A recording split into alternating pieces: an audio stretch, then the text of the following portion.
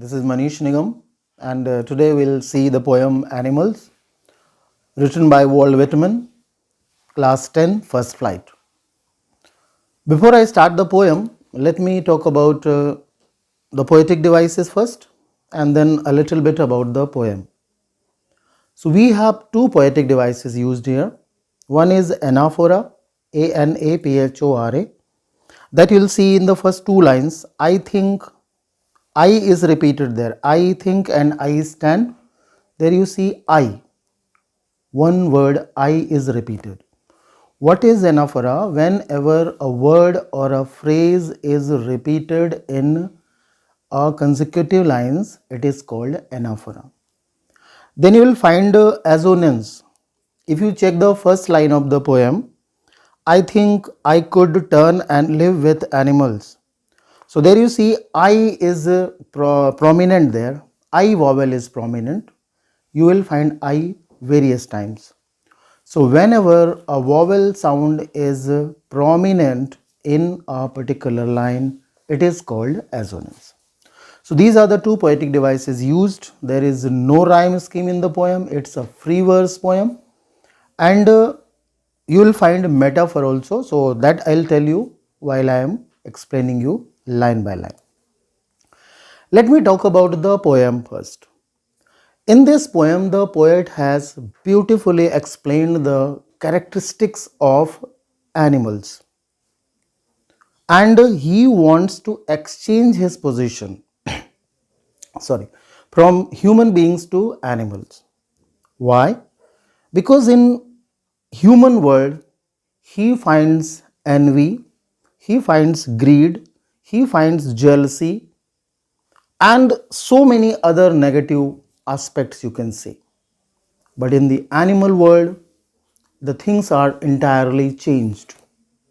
They are innocent, they love, they have sympathy, they have apathy, they are kind, and so many other good traits are found there.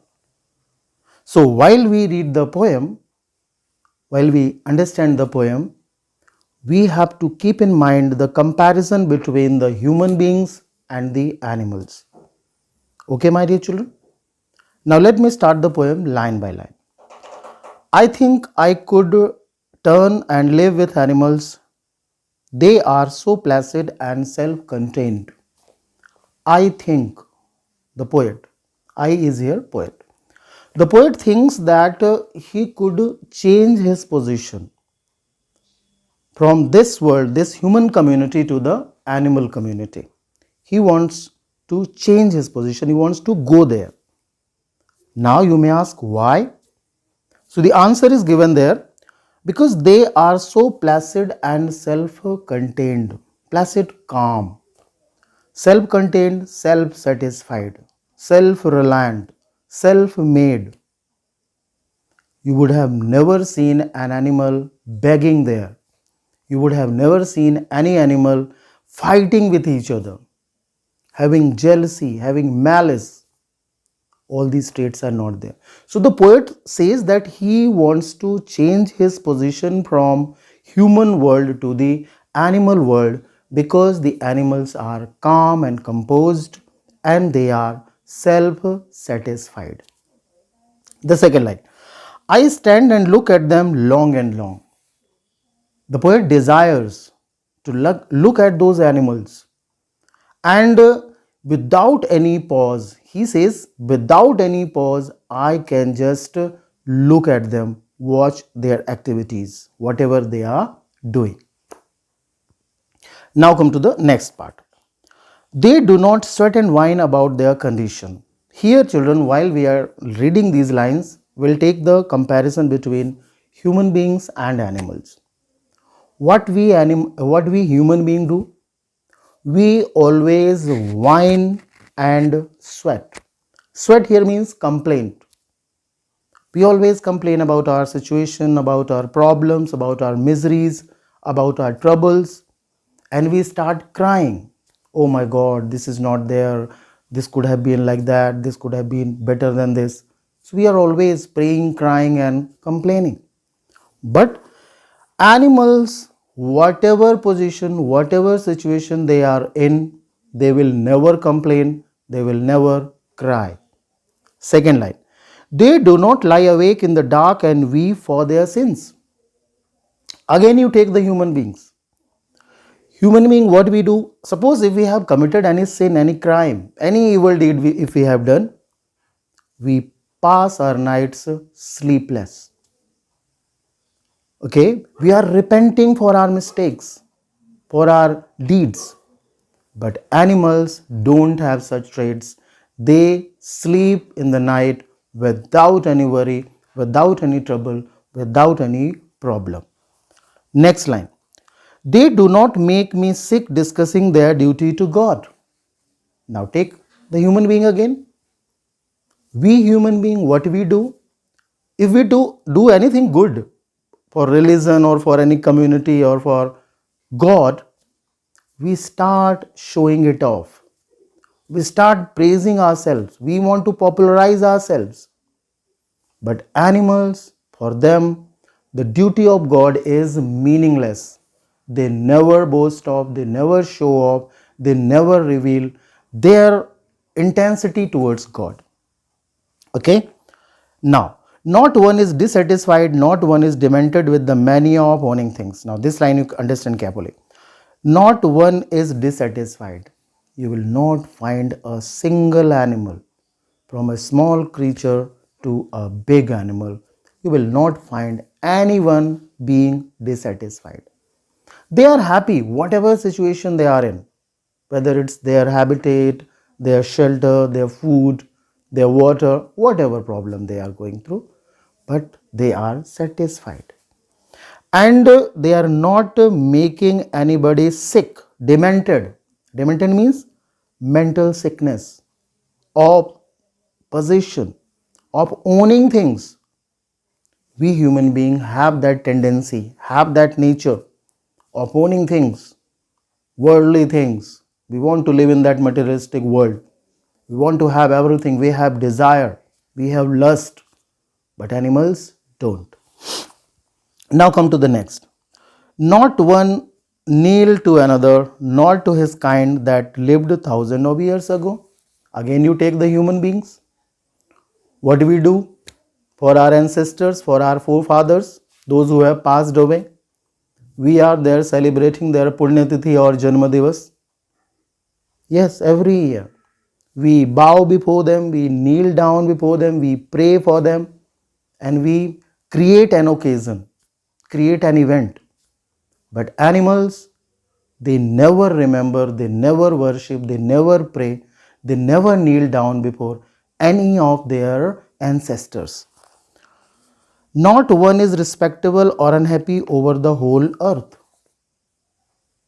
This line means discrimination. There is no discrimination in the animal society. But now if you compare it with the human beings, you will find a lot of discrimination. The rich, the powerful, they are all worshipped, they are all praised, they are given importance in the society. But those poor, downtrodden, they are suppressed. But in animal kingdom, whether it's a small animal or a big animal, whether living here in this part of the world or in any other part of the world, it is happy and satisfied. So they show their relations to me and I accept them. And here the poet is happy. The poet feels satisfied after seeing their relationship, after seeing their behavior, after seeing their traits, the characters. Whatever characters the animals have shown to the poet is happy and he wants to accept those traits. They bring me tokens of myself. Token here means qualities, and this word token is metaphor actually. They bring me token of myself. They evince. Evince means show, S-H-O-W. They evince them plainly in their possession. The best part is of the poem. The poet learns something from the animals. And what is that? The token. What token? The good qualities. Qualities of innocence, qualities of love, qualities of kindness, qualities of sympathy, qualities of apathy, qualities of generosity. So these are the good qualities. So the poet says, they bring me token of myself, means what I am actually, what I should have been. So these animals are actually adorning me. They are providing me all such qualities. They evince them plainly in their possession. They evince. Evince means show, reveal. Those animals reveal. They show that they have got such qualities immensely. Yes, abundance. All such beautiful qualities they possess a lot. So the poet wants those qualities to be taken by him. Now the last two lines. I wonder where they got these tokens. Tokens again here means qualities. Now the poet is surprised. He is wonderstruck how these animals have got such beautiful qualities. And he wants to know from where did they get all this. And the answer is in the next line. Did I pass that way huge times ago and negligently dropped them? And the poet thinks that it was actually the human beings who had all such qualities, qualities of innocence, qualities of good virtues, qualities of kindness, qualities of love, sympathy, so on and so forth. All good qualities you can count.